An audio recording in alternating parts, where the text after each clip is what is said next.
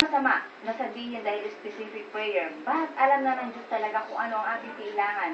Kaya sa isang madaling panalangin, ibigay na lang natin sa Diyos ang panalangin na mismong ang Diyos ang siyang nagturo. Yun yung Ama namin.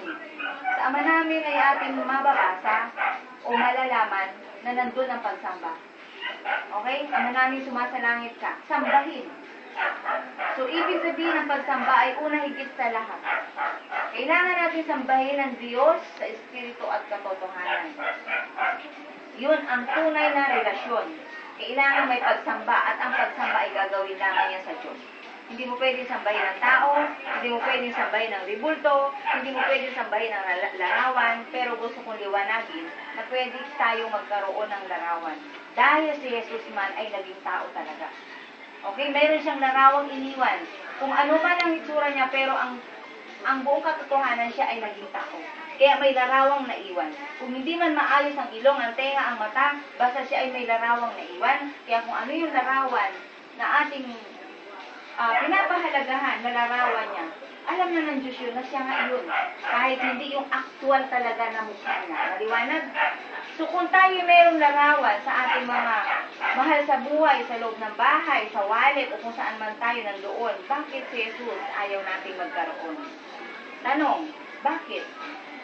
Dahil nga yung iba nami-misinterpret na ang larawan ay sinasamba.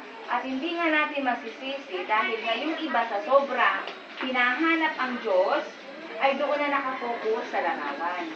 So, ang Diyos na rin na nakakaalam dahil naman siya, yung pangalang Jesucristo, ang nakadugtong or ang nakakabit dun sa larawang yon.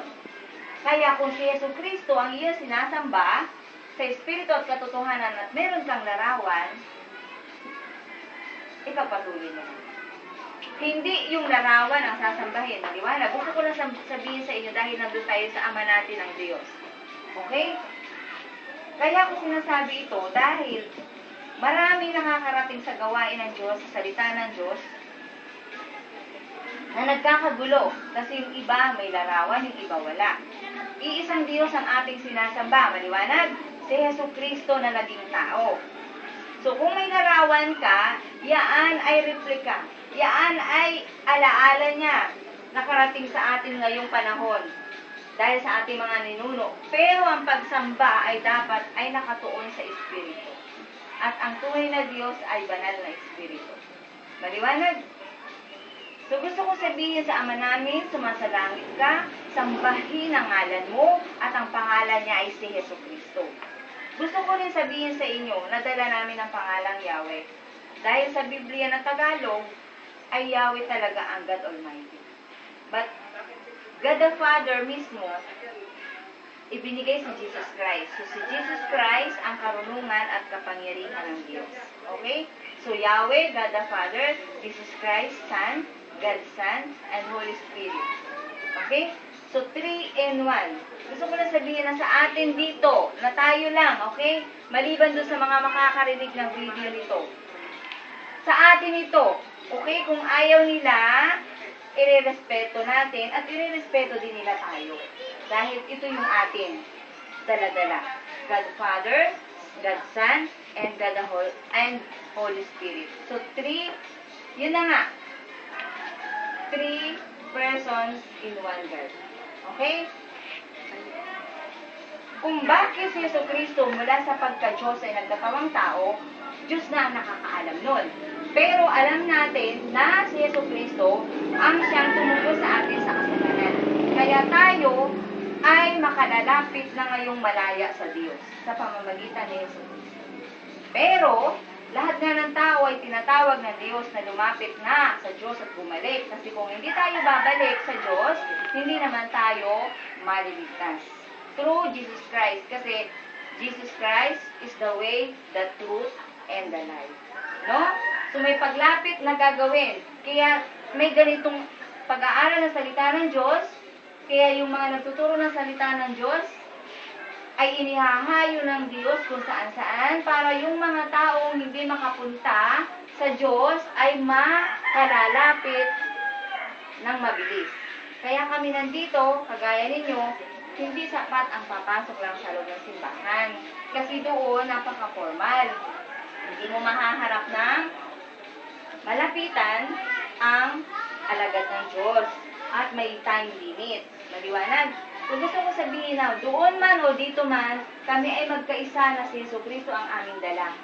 So, kung ang Diyos ang dala namin, magkakampi kami. Meaning, magkaisa kami. Meaning, iisa lang tayo ng sinasamba. Okay? So, iba-iba lamang ang pagkakagamit sa amin.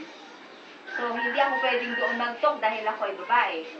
Hindi ako pwedeng tumanggap ng ganoong gawain sapagkat yun ay may proseso. Tama ba ako? So, yung nga yung pagpapari. So, sa pagpapastor naman, kailangan mag-aaral sila sa mga Bible school. Pero ako gusto kong sabihin sa inyo, tinawag mo ng Diyos ayon sa kanyang salita. Na ako'y maglilingkod, ihahayon niya ako, so kaya nandito ako. So, kung ano ang kalooban ng Diyos na ihayag ko sa makakarating sa gawain ito, ay ang Diyos mismo ang maghahayag sa inyo, hindi ako. Okay?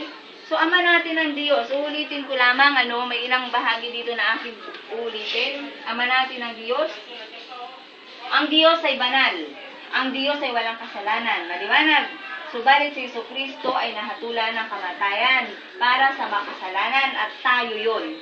Tayo ang dahilan, walang exemption. Lahat ng tao na isisilang at isinilang sa mundo ang dahilan ng pagkakapako ni Jesucristo sa krus. Maliwanag, kahit hindi pa tayo nabuhay noon, kahit hindi tayo yung nagturo kay Jesus, si Judas lamang ang nagkanulo. Pero dahil sa lahat ng tao, kaya si Jesucristo ay naging tao. Para sa lahat. Maliwanag, iniisa-isa ko kasi kayo ay baby pa.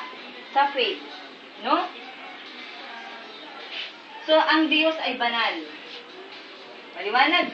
Kaya, imposible bang maging banal ang tao? Hindi. Ito yun ito ang katibayan. Makinig tayo.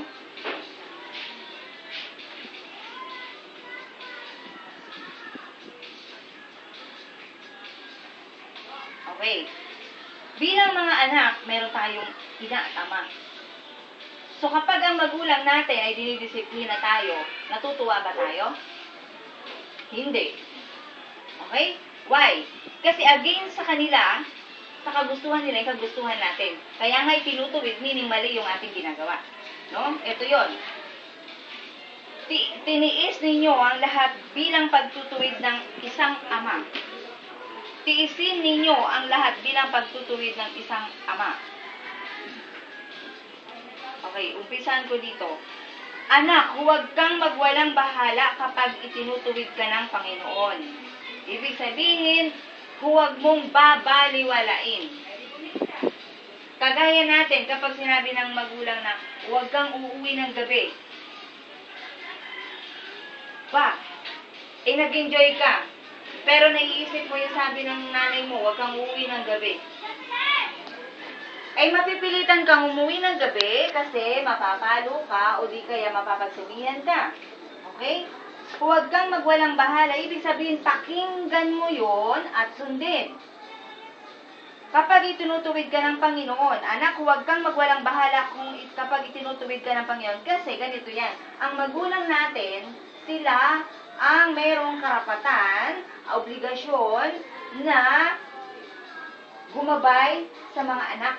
Kaya, ang Diyos ang nagtutuwid sa pamamagitan ng magulang. Tama ba? Okay, kaya kapag nilabanan ng magulang, binaliwala ang sinasabi ng magulang, ang Diyos ang binabaliwala.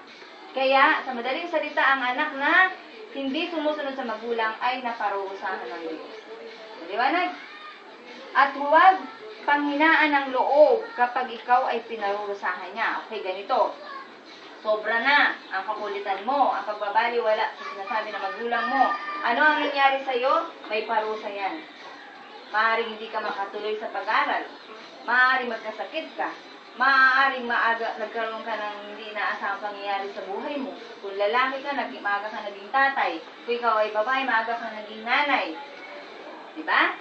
So, kung pinarurusahan ng Diyos ay, ano ang sabi? Huwag panghinaan ng loob. Tanggapin mo na ikaw ay nagkamali. Okay? sapagkat pinarurusahan ng Panginoon ang mga iniibig niya, at pinapal